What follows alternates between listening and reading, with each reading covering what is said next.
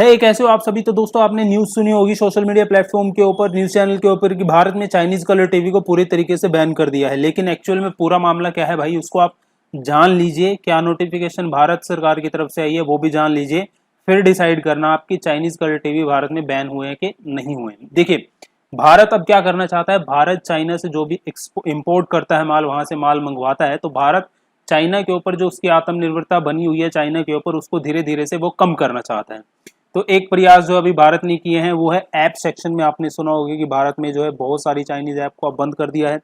साथ के साथ आपने सुना होगा इंफ्रास्ट्रक्चर के क्षेत्र में कि भारत के विभिन्न मंत्रालयों ने जो चाइनीज कंपनियों को ठेके दे रखे थे उनको जो है बाहर कर दिया गया है उन इंफ्रास्ट्रक्चर प्रोजेक्ट से।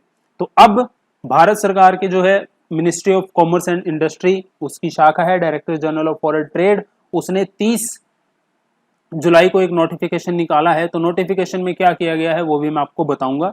चलिए इस वीडियो को आगे बढ़ाते हैं। तो अभी मैं आपको बताना चाहूंगा, इसको जानने से पहले आप जो है एक्सपोर्ट इंपोर्ट पॉलिसी के 2 सेक्शन में आपको बताना चाहूंगा जो आपको जानने जरूरी है। देखिए भारत में एक्सपोर्ट और इंपोर्ट पॉलिसी है, ठीक है, जिसको लागू कौन करता है, director general of foreign trade. Director general of foreign trade part है किसका, ministry of commerce and industry का।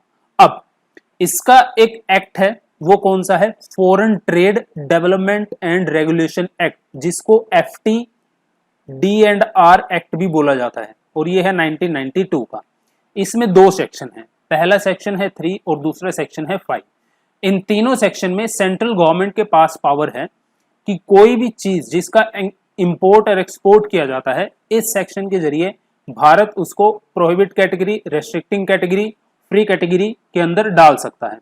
ठीक है, प्रोहिबिट कैटेगरी के अंदर यदि मान लीजिए इस पॉलिसी के तहत किसी चीज को डाल दिया जाता है तो भारत से और भारत के द्वारा किसी भी चीज का, ना तो उस चीज का जिसको प्रोहिबिट कैटेगरी में डाला है उसका इंपोर्ट होगा, ना ही उसका एक्सपोर्ट होगा। ठीक है, तो अब जानते हैं कि जो government director general of foreign trade की तरफ से नोटिफिकेशन आया है, वो ये नोटिफिकेशन ओरिजिनल यहाँ पे देख सकते हो, 30 तारीख का ये नोटिफिकेशन है। तो इसमें आप यहाँ पे साफ देख सकते हो यहाँ पे जो सेक्शन 3 है, माना कहा गया इन्होंने FTDR एक्ट का 1992, अभी मैं आपको बता रहा था। सेक्शन 3 में इन्होंने अमेंडमेंट की है।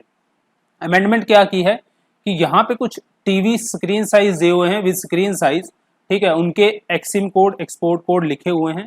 तो इन कोड के तहत जितनी भी ये वस्तुएं आती हैं, पहले वो फ्री पॉलिसी के अंदर हुआ करती थी। फ्री पॉलिसी के तहत यदि आपको चीज एक्सपोर्ट करनी है तो आपको director general of foreign trade से जो है परमिशन लेने की जरूरत या फिर लाइसेंस लेने की जरूरत नहीं है।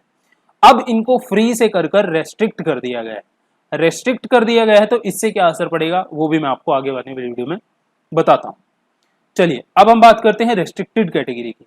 जब director general of foreign trade किसी गुड्स को जो है रेस्ट्रिक्टेड कैटेगरी में डाल देता है तो इसका सीधा सीधा मतलब है अब आपको उस करने के लिए भारत में आपको जो है director general of foreign trade से परमिशन लेनी पड़ेगी, उनसे लाइसेंस लेना पड़ेगा। ठीक है, तो ये नियम और बदलाव किया गया है, एक्चुअल में ये कदम भारत ने उठाया है। आंकड़े जान लीजिए जो आपको जानने जरूरी है। देखिए भारत में जो टीवी इंडस्ट्री है ना वो 15,000 करोड़ रुपए की है। 15,000 करोड़ रुपए में से 36% जो हिस्सा है वो चाइना तथा साउथ ईस्ट एशिया ने कवर कर रखा है। भारत जो कलर टीवी जो मंगवाता है अपने देश के अंदर, जो हमारी कंपनियां मंगवाती हैं दूसरे देशों के अंदर से, उसमें से China, Vietnam, Malaysia, Hong Kong, Korea, Indonesia, Thailand, Germany प्रमुख ऐसी कंट्रियां हैं जिनसे भारत कलर टेलीविजन अपने देश में मंगवाता है। अब आंकड़ों की बात करें तो भारत जो अपनी आत्मनिर्भरता है उसने चाइना के ऊपर जो निर्भर है भारत इलेक्ट्रॉनिक्स गुड्स को लेके, उसको अब कम करना चाहता है। क्योंकि भारत में आपने सुना होगा अभी अपने भारत में कि हमने आत्मनिर्भर भारत अभियान की शुरुआत की है। तो आत्मनिर्भर भारत अभियान के तहत भारत जो इलेक्ट्रॉनिक गुड्स की निर्भरता चाइना के ऊपर बना रखी है उसको धीरे धीरे कम करना चाहता है। तो भारत ने इसके लिए जो भारत में नेसेसरी इंफ्रास्ट्रक्चर चाहिए इलेक्ट्रॉनिक्स गुड्स बनाने के लिए और जो नेसेसरी अरेंजमेंट्स चाहिए भारत वो कर रहा है धीरे धीरे। इसका उद्देश्य क्या है कि भारत में जो इलेक्ट्रॉनिक्स गुड्स बने वो कोस्ट इफेक्टिव हो, यानी कि वो सस्ती हो, इतनी सस्ती हो कि जो हमारे अंदर कंपनियां मौजूद है हमारे देश में इलेक्ट्रॉनिक्स कंपनियां, उसको चाइना या फिर other south east Asian country से वो सामान ना मंगवाना पड़े, वो सीधा सीधा भारत में ही बने। सो अब इसका अंदाजा आप इस बात से लगा सकते हैं कि भारत ने कितने सुधार कर लिए हैं अपनी इस जो है इलेक्ट्रॉनिक्स आइटम की कोस्ट इफेक्टिव प्रोडक्शन में। कि भारत में 2014 में जो इलेक्ट्रॉनिक्स का सामान की प्रोडक्शन थी वो 29 बिलियन की थी, और वर्ष 2019 में ये डबल से भी ज़्यादा हो गई है, और भारत में इसका जो मूल्य है वो है $70 बिलियन का। भारत में 2019-20 में $781 मिलियन के कलर टीवी मंगवाए गए थे भारत के अंदर दूसरे देशों से, और इसमें $428 मिलियन की जो वैल्यू है, यानी कि भारत ने $428 मिलियन के टीवी अकेले चाइना से खरीदे थे, ठीक है, और वियतनाम से खरीदे थे, उनके जो वैल्यू है वो है 293 मिलियन।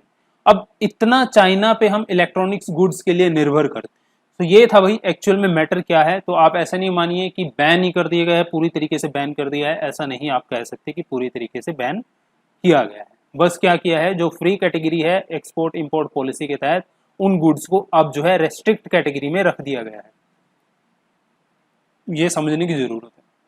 तो आई होप ये वीडियो आपको अच्छा लगा होगा, अच्छा लगे तो प्लीज वीडियो को लाइक कीजिएगा, कमेंट कीजिएगा। मिलता हूं आपसे नेक्स्ट वीडियो में नए टॉपिक के साथ, तब तक के लिए बाय बाय।